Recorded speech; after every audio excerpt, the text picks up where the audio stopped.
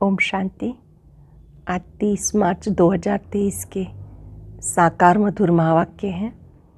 आज सतगुरुवार वरदानी दिवस है। बाबा हमारे पिता, शिक्षक, सतगुरु हैं। सतगुरु के रूप से बहुत सुंदर वरदान आज बाबा ने दिया। अपने हर कर्म से दिव्यता की अनुभूति कराने वाले दिव्य जीवनधारी भव। आप ब्राह्मण आत्माओं का श्रृंगार दिव्यता है। आपके संकल्प में भी दिव्यता, बोल में भी दिव्यता, कर्म में भी दिव्यता। जिनके पास दिव्यता की शक्ति है वहाँ साधारणता नहीं हो सकती। यहाँ तक कि धन को भी साधारण कार्यों में नहीं लगा सकते। आप विशेष आत्माएं हो, दिव्य आत्माएं हो, तो दिव्य आत्माओं का संकल्प, बोल, कर्म सब दिव्य होना चाहिए। बहुत सुंदर बात सदा खुश रहने की बाबा ने बताई। सदा खुश रहना है तो दिल में गीत बजता रहे, जो पाना था सो पा लिया, अब और क्या बाकी रहा। याद दिलाया आज बाबा ने कि आप बच्चों को घर गृहस्थ में रहते कमल फूल समान रहना है। जो बच्चे घर गृहस्थ में रहते इस श्रीमत का पालन करते हैं, उनका जीवन हीरे तुल्य बन जाता है। बाबा की ये श्रीमत हीरे जैसा बनाती है। घर गृहस्थ में भी रहो, कार्य व्यवहार करो, लेकिन पुष्प समान न्यारे प्यारे रहो। साथ साथ बाबा ने सावधानी दी, आप बच्चों को संग दोष से अपनी संभाल करनी है। संग दोष में आकर संशय बुद्धि बन जाते हैं। आपके मन में कभी भी संशय ना आए, क्योंकि समर्थ बाप का हाथ पकड़ा है। जो निश्चय बुद्धि बच्चे हैं वो दूसरों को भी निश्चय बुद्धि बनाते हैं। निश्चय बुद्धि आत्माएं कभी भी संशय में नहीं आएंगी, औरों को भी संशय बुद्धि से निश्चय बुद्धि बनाने में मदद करेंगी। बाबा ने कहा, मेरी मत पर चलने से कल्प कल्प श्रीमत से तुम विजयी बन जाते हो। कल्प कल्पांतर के लिए तुम्हारा ऊंचा पद हो जाता है। पूछ रहे हैं बाबा, श्रीमत पर चलेंगे या रावण की मत पर? रावण की मत आपको कहाँ ले जाती है और श्रीमत आपको देवता बनाती है। ऐसी श्रीमत देने वाले बाप को बहुत बहुत प्यार से याद करना है। संपूर्ण निर्विकारी बनना है। घर गृहस्थ में रहते बाबा की आज्ञा पर पूरा चलना है। विकार टच भी ना कर सके ऐसा पुरुषार्थ करना है। आज चलते फिरते परम सतगुरु का वरदानी हाथ अपने सिर पर अनुभव करेंगे। याद करेंगे, मैं दिव्य जीवनधारी आत्मा हूँ। जिनको भी मिलेंगे उन्हें भी दिव्य जीवन का वरदान देना है। संकल्प, बोल, कर्म से वो भी दिव्य जीवनधारी आत्मा बने, सदा सुखी आत्मा बने, प्रसन्न आत्मा बने। ऐसे चलते फिरते वरदान देते हुए वरदानी मूर्त बन जाएंगे। अब हम सुनते हैं आज के मधुर महावाक्य राजयोगिनी बड़े दीदी से। आज हम सुनते हैं 30/3/2023 के मधुर महावाक्य। बाबा कहते, मीठे बच्चे, संग दोष संशय बुद्धि बनाता, इसलिए संग दोष में फंसकर कभी पढ़ाई नहीं छोड़ना। कहा जाता, संग तारे कुसंग बोरे। प्रश्न है, बाप की कौन सी श्रीमत तुम्हें कौड़ी से हीरे जैसा बना देती है? बाप की कौन सी श्रीमत तुम्हें कौड़ी से हीरे जैसा बना देती है? बाप की श्रीमत है, बच्चे, घर गृहस्थ में रहते हुए कमल फूल समान रहो। जैसे कमल फूल को कीचड़ और पानी टच नहीं करता, ऐसे विकारी दुनिया में रहते हुए विकार टच ना करे। ये तुम्हारा अंतिम जन्म है, निर्विकारी दुनिया में चलना। इसलिए पवित्र बनो। इसी एक श्रीमत से तुम कौड़ी से हीरे जैसा बन जाएंगे, स्वर्ग के मालिक बन जाएंगे। गीत है, मुझको सहारा देने वाले ये दिल कहे तेरा शुक्रिया। ओम शांति। बाप ने समझाया कि भगवान एक ही है जिसने भगवती को रचा। बराबर भगवान उवाच है, जैसे बैरिस्टर वाच सर्जन वाच ये फिर है भगवान उवाच। भगवान कहते, मैं तुम्हें स्वर्ग का मालिक, राजाओं का राजा बनाऊंगा। ये है सच्ची गीता।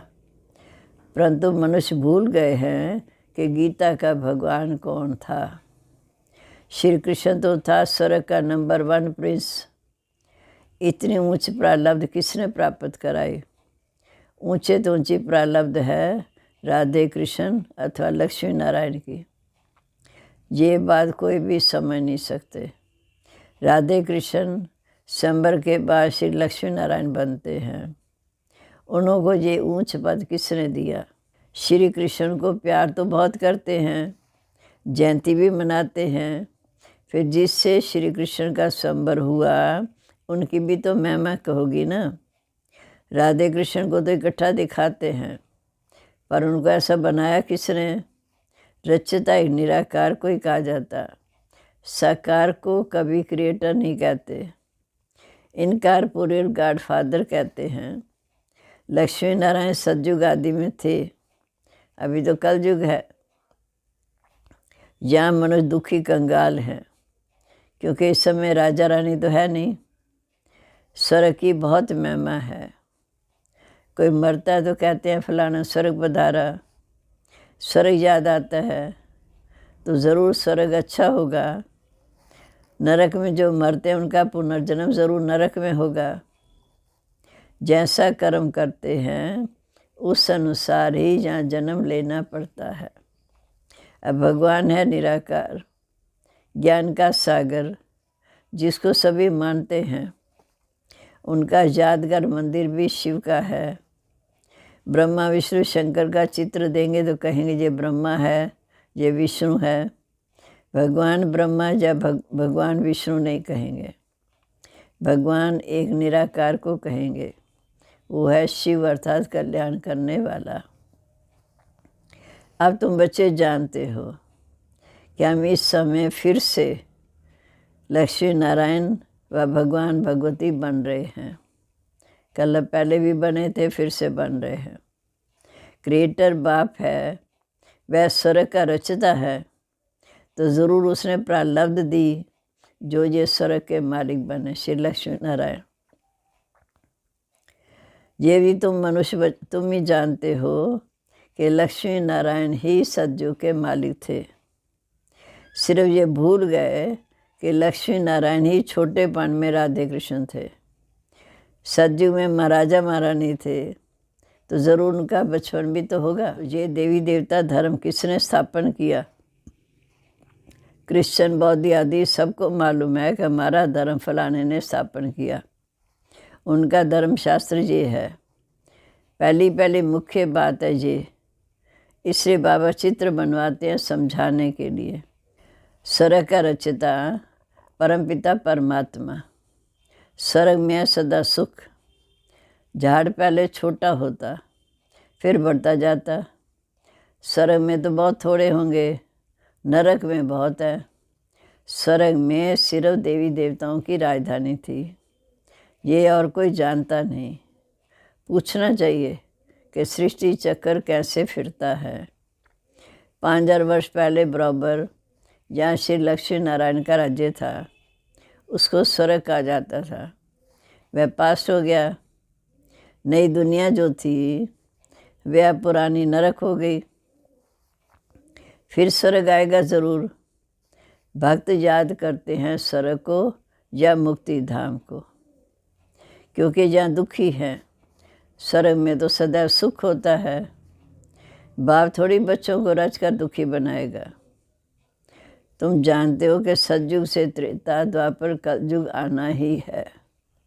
सृष्टि चक्कर ने चक्कर लगाना है। सतयुग का अंतर में तो सदैव सुख होता है।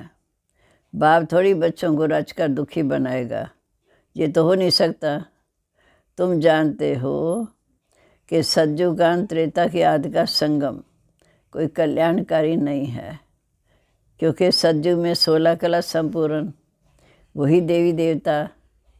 फिर त्रेता के अंत द्वापर युग के आदि के संगम हुआ, उसमें भी कलाएं कम होती हैं। सतो प्रधान से सतो रजो तमो में गिरते ही है, क्योंकि तमो प्रधान बढ़ना ही है। तो इस समय सारी दुनिया दुखी है। इसको कहा जाता है आर्फन्स की दुनिया। जिसके माँ बाप नहीं होते तो आपस में लड़ते हैं, तो कहा जाता तुम निधन के हो। अब बेहद का बाप धनी है, बाप रचता है, उनके आगे से तो सब बच्चे धन की बन जाते हैं। बाप बच्चों को शांति धाम सुख धाम ले जाते हैं। पहले सतो प्रधान, फिर सतो रजो तमो में आते। हर एक चीज़ ऐसे ही होती है। छोटे बच्चे भी सतो प्रधान, जो सबको प्रिय लगते हैं। सतयुग में कोई दुखी होता नहीं, वो है ही सुख धाम। तो बाप बच्चों के लिए स्वर्ग रहते हैं, वहाँ तो सदैव सुख ही सुख है। तुम जानते हो ये बेहद की दुनिया नई थी, अब पुरानी है। दिल्ली पुरानी और नई है। पुरानी अलग है, नई अलग है। नई दिल्ली कितनी अच्छी देखने में आती है। ऐसे नहीं कि पुराने को कोई उड़ा देंगे, फिर रहेंगे कहाँ। ये नई पुरानी दोनों हैं। ये पुरानी टूटकर फिर नई बनेगी, जिसको स्वर्ग कहा जाता। सतयुग में लक्ष्मी नारायण का राज्य था। दिल्ली परिस्थान स्वर्ग थी, अब नरक है। बाप खुद स्वर्ग का मालिक नहीं बनते हैं, बच्चों को बनाते हैं। तुम कहते हो बाबा हमको फिर से स्वर्ग का मालिक बनाओ। इतने सब निश्चय बुद्धि हैं, तो देखकर निश्चय बुद्धि बनना चाहिए। जो हमारे बड़े हैं उनको निश्चय है, तो उनको देखकर निश्चय बुद्धि बनना चाहिए। कोई लंदन देख कर आए और वर्णन करे तो ऐसे थोड़ी कहेंगे, हम जब देखे तभी मानेंगे। यहाँ तो इतने सब बच्चे कहते हैं कि हमको भगवान पढ़ाते हैं, तो झूठ तो नहीं बोल सकते। अगर भाग्य में नहीं है तो बुद्धि में बैठेगा नहीं। बाप कहते इसमें छोड़ना कुछ भी नहीं, यह है तुम्हारा अंतिम जन्म। घर गृहस्थ में रहते कमल फूल समान पवित्र बनना है। यह है मृत्यु लोक, वो है अमर लोक। गाया जाता है संपूर्ण निर्विकारी दुनिया, वहाँ विकार होता नहीं। जहाँ है संपूर्ण विकारी, वहाँ है संपूर्ण निर्विकारी। यथा राजा रानी तथा प्रजा, वहाँ विकार होता नहीं। ये नेचर इस मृत्यु लोकी है। वहाँ तो यहाँ तो सदैव दुख देते हैं। वहाँ तो जानवर भी एक दो को दुख नहीं देते। शेर बकरी घट पानी पीते, वह भी ऐसे पैदा होंगे। अब तुमको चाहिए क्या? सब चाहते हैं शांति चाहिए, तो अपने को आत्मा समझ बाप को याद करो, तो याद करते करते मेरे पास आ जाएंगे। जो स्वर्ग में आने वाले होंगे वो कहेंगे हम तो ज्ञान ज़रूर सुनेंगे, सुख ज़रूर लेंगे, बाप से स्वर्ग का वर्षा लेना है। तुम जानते हो बेहद के बाप से बेहद का वर्षा ले रहे हैं, बाप की श्रीमत पर चल रहे हैं। चलते चलते फिर कहाँ उल्टा सुल्टा तूफान आता है, तो निश्चय टूट जाता है। माया से हार खा लेते। बाप कहते हैं कल पहले भी ऐसा वर्षा लेते लेते हार खा ली थी, विकार में फंस गए थे। गाया हुआ है संग तारे को संग बोरे। ये है सत्य का संग। उनकी श्रीमत पर चलने से हम नई दुनिया में आ जाएंगे। निश्चय में संशय आ जाता है तो वर्षा मिल ना सके। ऐसे बहुतों को निश्चय होते होते फिर संशय बुद्धि बन जाते। तो माता पिता कहते हो तो उनको छोड़ देते हो, ये भी ड्रामा में नूद है। शिव बाबा के बने तैसे बाप को फारकती दिवंती। तुम्हें ईश्वर का बनना है या रावण का? लड़ाई है ना। कई तो माया पर जीत प्राप्त कर समझते हैं, बाबा से स्वर्ग का वर्षा ज़रूर लेना है। श्रीमत पर चलते रहते। एल्बम भी तुम्हारे पास है। जिन सभी बच्चों ने प्रतिज्ञा की कि हमको गृहस्थ व्यवहार में रहते कमल फूल समान पवित्र बनना है। कमल फूल को पानी टच नहीं कर सकता। तुमको विकारी दुनिया में रहते विकार में नहीं जाना, क्योंकि ये है तुम्हारा अंतिम जन्म। अपने को निर्विकारी बनाने से तुम निर्विकारी दुनिया में चले जाएंगे। पवित्र बनना तो बहुत अच्छा है।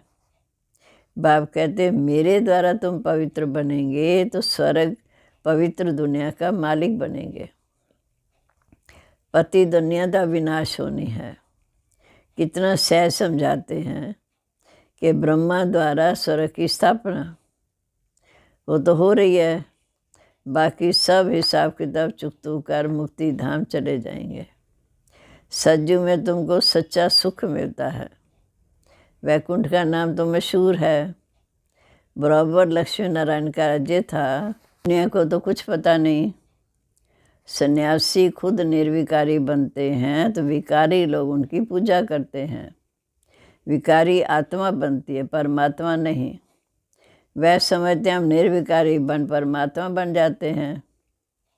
तो भी दो चीज़ तो है ना, एक है आत्मा, दूसरा परमात्मा। विकारी को तो परमात्मा नहीं कहा जाता।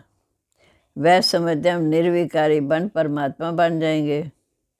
बाप कहते हैं ऐसा तो हो नहीं सकता।